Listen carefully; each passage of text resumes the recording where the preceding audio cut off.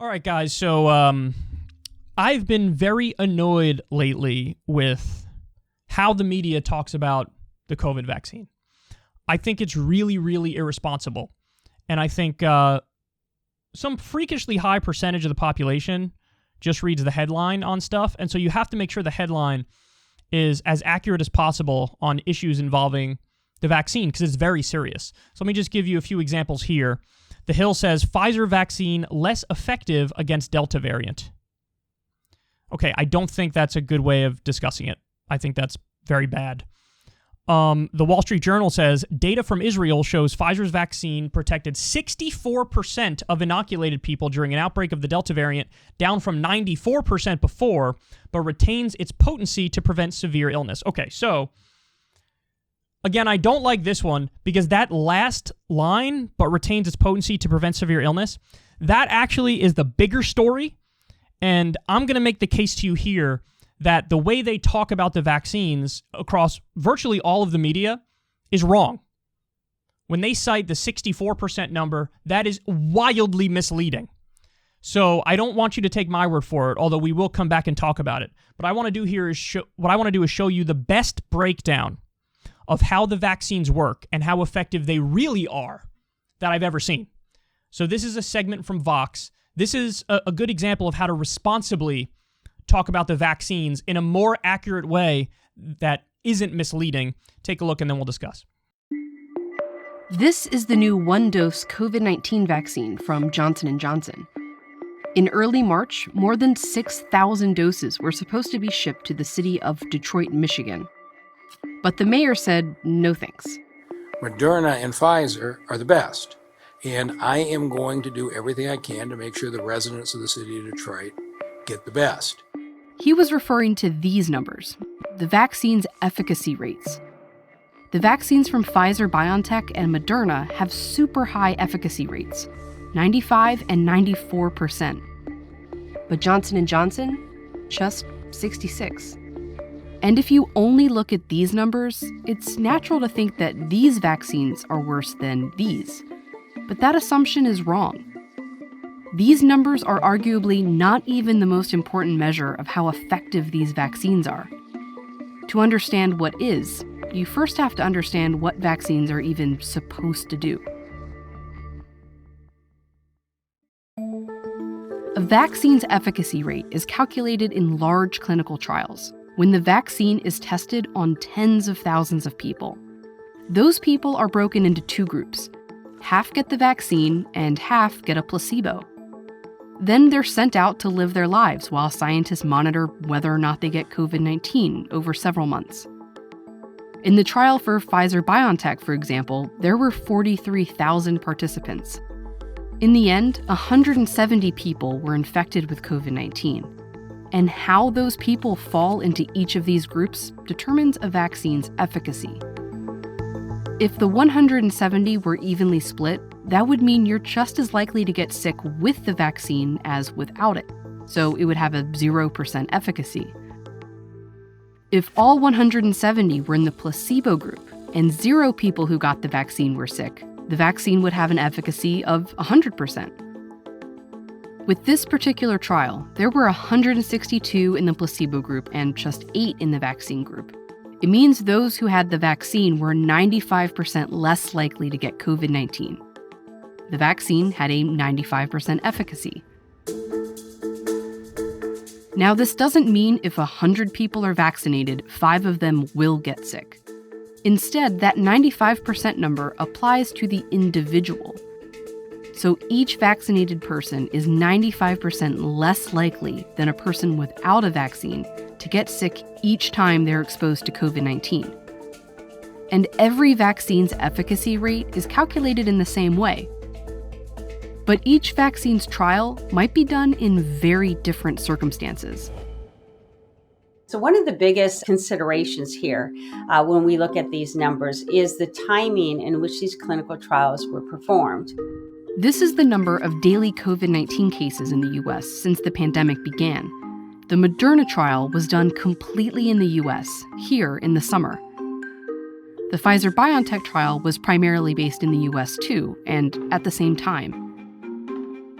Johnson & Johnson, however, held their U.S. trial at this time when there were more opportunities for participants to be exposed to infections. And most of their trial took place in other countries, primarily South Africa and Brazil. And in these other countries, not only were case rates high, but the virus itself was different. The trials took place as variants of COVID-19 emerged and became dominant infections in these countries, variants that are more likely to get participants sick. In South Africa, most of the cases in the Johnson & Johnson trial were that of the variant, not the original strain that was in the US over the summer. And despite that, it still significantly reduced infections. If you're trying to make one-to-one, head-to-head comparisons between vaccines, they need to have been studied in the same trial with the same inclusion criteria in the same parts of the world at the same time. If we were to take Pfizer and Moderna's vaccine and redo their clinical trial at the same time that we did J&J's clinical trial, we might see quite different efficacy numbers for those. These efficacy numbers really just tell you what happened in each vaccine's trial, not exactly what will happen in the real world. But many experts argue this isn't even the best number to judge a vaccine by anyway, because preventing any infection at all is not always the point of a vaccine. The goal of a vaccine program for COVID-19 is not necessarily to get to COVID-0, but it's to tame this virus, to defang it, to remove its ability to cause serious disease, hospitalization, and death. It helps to look at the different outcomes of an exposure to COVID-19 like this. The best case scenario is you don't get sick at all. The worst case is death. In between, there's being hospitalized, severe to moderate symptoms, or having no symptoms at all. In the absolute best circumstances, vaccines give you protection all the way to here. But realistically, that isn't the main objective of COVID-19 vaccines. The real purpose is to give your body enough protection to cover these possibilities. So if you do get an infection, it feels more like a cold than something you'd be hospitalized for. And this is one thing that every one of these COVID-19 vaccines do well. In all these trials, while some people in the placebo groups were hospitalized or even died from COVID-19, not one fully vaccinated person in any of these trials was hospitalized or died from COVID-19. One thing that I wish that Mary would have understood was that all three vaccines have essentially 100% effectiveness in protecting from death. So that mayor who originally rejected the Johnson & Johnson shots because he thought, understandably, it's just not as good as the other shots, so why would I accept them? They're only 66% effective or whatever the number was. He was like, that's ridiculous. Why would I accept them? But then when the experts explained to him, that's not the way it works, dog. And they walked him through it. He was like, oh. Yeah, see, this is what I mean. The way that the media discusses this is flat out irresponsible and misleading. The only number that should be cited, the most important number is, I would argue, hospitalizations and death. So basically like severe symptoms, hospitalization, and death. So if you have the vaccine and you get COVID, but you don't have any symptoms, if you have the vaccine and you get COVID, but you have the sniffles, even if you have the vaccine and you're like regular schmegular sick for 3 days, that vaccine is doing work. That vaccine is helping you big time. Because if you didn't have the vaccine, it's very likely that the no symptom person would have had the sniffles, or the person with the sniffles would have had the moderate regular symptoms, or the person with the moderate regular symptoms could have been hospitalized, could have maybe died.